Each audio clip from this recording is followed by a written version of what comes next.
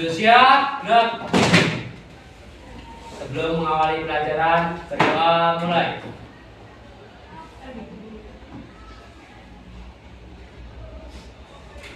Berdoa selesai, istirahat di tempat, gerak. Selamat sore. Waalaikumsalam warahmatullahi wabarakatuh. Sebelum pelajaran saya absen dulu ya.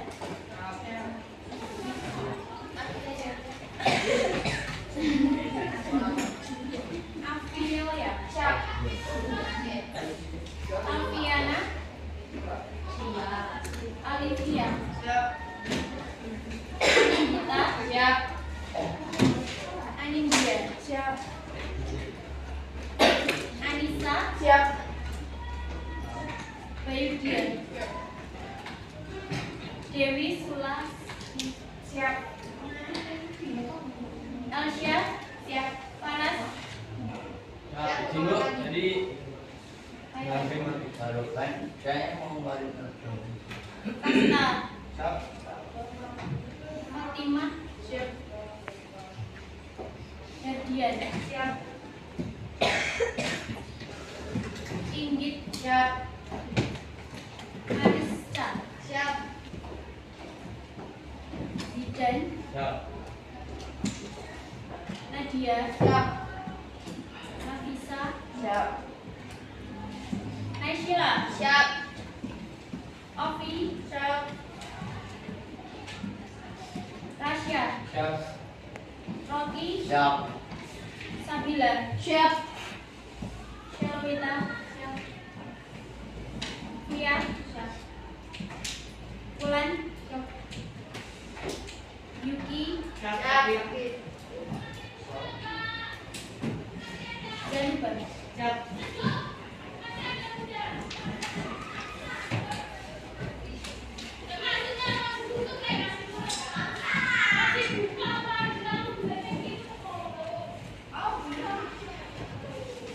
Nah, pertemuan pada kali ini kita akan belajar tentang teks hikayat.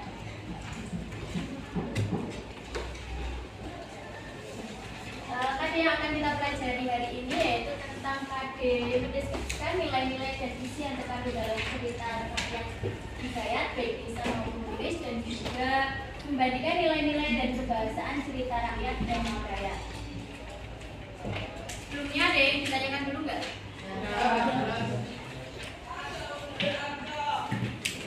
Apa itu teks hikayat? Ada yang tahu, angkat tangan.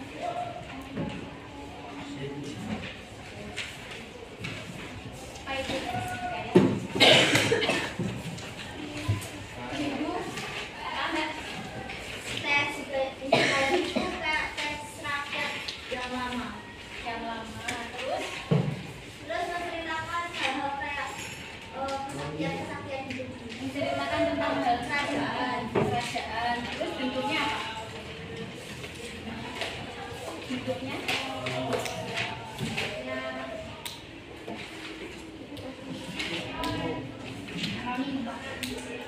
Ngomongin nanti karakteristik apa?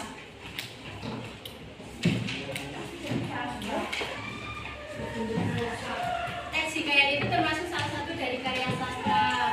Kalau karya sastra itu karya yang semua karya yang ditulis oleh penulis itu bisa disebut karya sastra. Kalau tidak dipublikasikan, tidak diterbitkan, kayak misalnya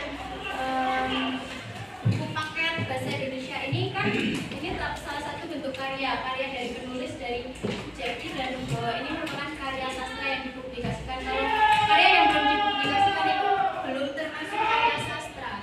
Teks hikayat adalah salah satu teks cerita rakyat klasik yang berbentuk prosa yang diwariskan secara turun-temurun berasal dari mulut ke mulut yang terdapat pada kasanah kesusastraan Indonesia serta memiliki konvensi tersendiri. Jadi dulunya itu teks hikayat itu asalnya dari mulut ke mulut dan belum dipublikasikan atau ditulis melalui teks yang bisa kita baca saat ini. Salah satu bentuknya itu berbentuk prosa. Nah, kalau kalian lihat di buku itu kan sudah berbentuk teks yang full. Nah, itu bisa disebut prosa. Anonim. Tidak diketahui secara jelas nama pengarangnya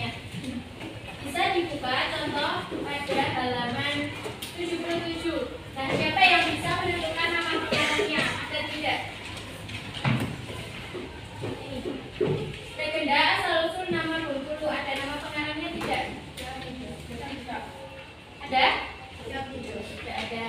Nah, salah satu karakteristik teks hikayat itu tidak ada nama pengarangnya. Nah, yang kedua itu kemustahilan, cerita tidak logis atau tidak dapat dinalar. Nah, contohnya itu manusia bisa terbang. Dalam konteks ini bukan terbang pakai pesawat, tapi terbang kayak kupu-kupu. Nah, itu kan tidak bisa kan? Nah, itu karakteristik dari kemustahilan. Nah, kesaktian. Para tokohnya digambarkan memiliki kesaktian yang luar biasa. Contohnya bisa mengembara ke pulau-pulau atau negara-negara lainnya dalam waktu 1 jam. Itu termasuk salah satu contoh karakteristik dari kesaktian. Istana sentris, isinya berupa dunia istana atau kerajaan. Biasanya teks hikayat itu berisi tentang cerita-cerita kerajaan yang tokoh utamanya itu raja dan juga permaisuri atau putri ratu itu. Terus cerita berbingkai, adanya sebuah cerita dalam cerita. Maksud dari cerita berbingkai itu ada yang tahu nggak? Apa? Cerita berbingkai. Apa Mbak Nadia?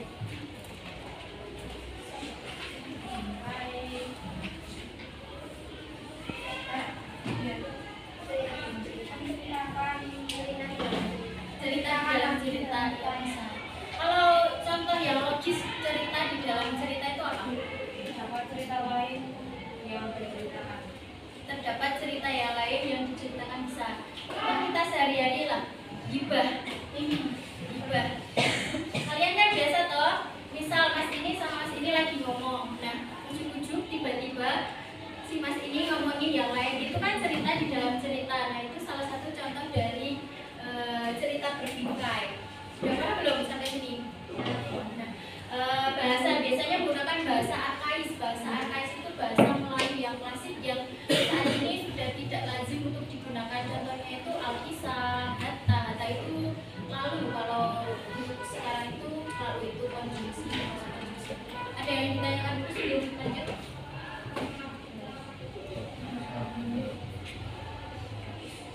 Kalau materi saya terlalu cepat nanti bilang aja ya.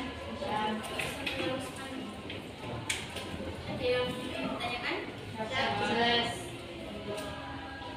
Unsur-unsur teks hikayat. Ayo, siapa yang mau baca? Buku ada. Ya, unsur ekstrinsik ini. Perbedaan unsur intrinsik sama ekstrinsik apa? Unsur itu ada Angkat tangan dulu coba. Ayo Mbak, kamu apa? Unsur intrinsik yang gimana? unsur intrinsik itu yang ada di dalam ceritanya ada dijelaskan di sini. Kalau yang unsur ekstrinsik itu yang berasal dari luar cerita. Contohnya apa?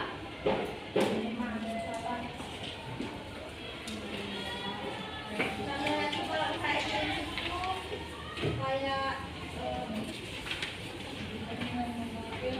kayak intrinsik itu kayak tema latar gitu. Kalau yang ekstrinsik itu kayak nilai-nilainya. Mungkin kalau ekstrinsik itu ada benernya, ada salahnya.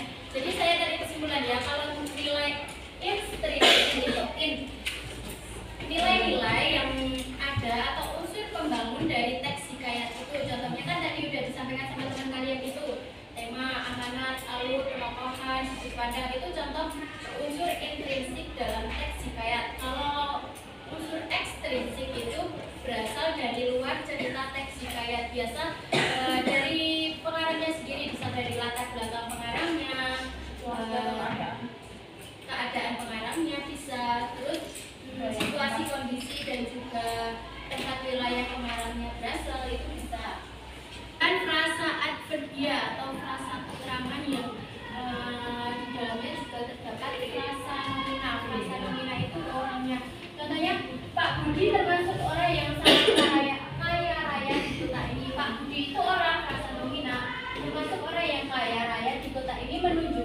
Budi, bahwa Pak Budi itu seorang yang kaya raya di kota ini.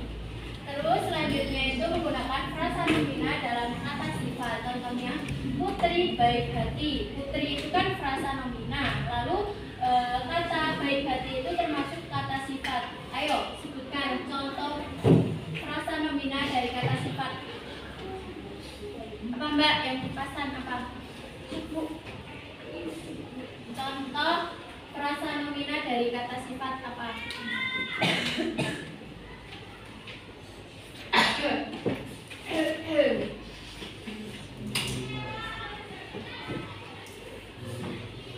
Apa? Bisa enggak?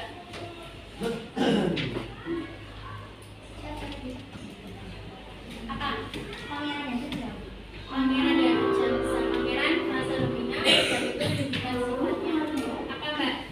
Nenek dermawan. Nenek dermawan. Nenek itu frasa nomina menunjukkan orang. Dermawan itu kata sifatnya. Utara merupakan salah satu provinsi di Indonesia yang terkenal dengan berbagai objek wisata. Salah satu tempat wisata yang sangat terkenal di Sumatera Utara adalah Danau Toba. Danau vulkanik ini mendatangkan jutaan pengunjung setiap tahunnya. Bukan hanya objek wisata, Sumatera Utara juga kaya akan cerita rakyat. Salah satu cerita rakyat yang masih diceritakan secara turun-temurun adalah hikayat Putri Hijau. Sebuah cerita yang konon terjadi pada masa Kesultanan Delhi. Hikayat Putri Hijau bermula dari Kesultanan Aceh yang terletak di sebelah utara Kesultanan Delhi. Ketika itu, Kesultanan Aceh memiliki armada angkatan laut yang sangat tangguh. Kekuatan militer Kesultanan Aceh merupakan salah satu yang terkuat di Nusantara. Sore itu, seperti biasanya, Sultan Aceh duduk beristirahat di taman istana. Meskipun disegani negara tetangganya, Sultan Aceh masih merasa belum lengkap menjadi pemimpin. Sultan Aceh masih belum menemukan sosok yang layak menjadi permaisurinya. Tiba-tiba saja, Sultan Aceh melihat sebuah cahaya hijau di langit. Cahaya hijau itu berasal dari sebelah selatan. Kalian berdua, selidiki asal-muasal cahaya hijau itu. Siap, Yang Mulia. Dua prajurit kepercayaan Sultan Aceh itu segera menuju ke arah selatan melacak asal-muasal cahaya hijau. Hingga sampailah dua prajurit Aceh itu ke wilayah Kesultanan Delhi.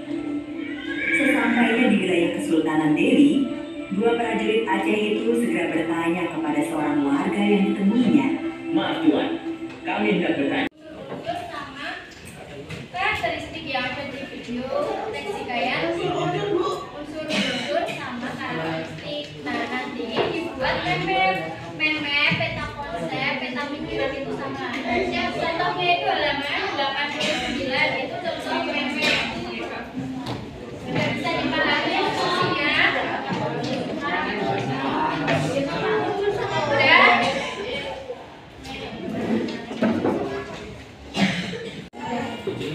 Pimpinan siap beralih seluruhnya duduk siap gerak. Untuk mengakhiri pelajaran pada sore hari ini berdoa mulai.